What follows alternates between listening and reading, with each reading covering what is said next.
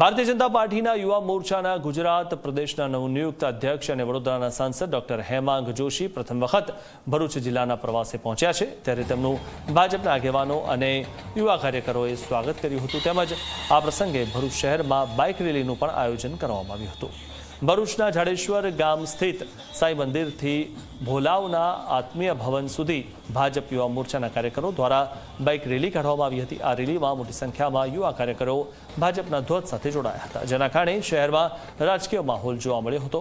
Bike rally બાદ ભોલાવ સ્થિત આત્મીય ભવન ખાતે જિલ્લાના આગેવાનો અને કાર્યકરો સાથે પરિચય બેઠક પણ યોજાઈ હતી।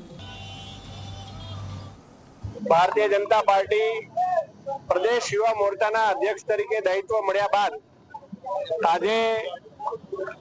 ભરૂચ જિલ્લાના તમામ યુવાઓ સાથે સંવાદ કરવાનો મને મોકો મળી રહ્યો છે અને તમામ યુવા મોરચાના દેવતુલ્ય કાર્યકર્તાઓ દ્વારા મોટી સંખ્યામાં ભવ્ય બાઇક રેલીથી સમગ્ર વિસ્તારની અંદર અત્યારે આગમન થયું છે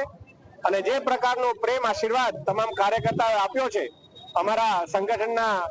માન્ય પ્રમુખશ્રી અને તમામ ચૂંટાયેલા પ્રતિનિધિઓ પણ અહીં હાજર છે, ત્યારે હું સર્વે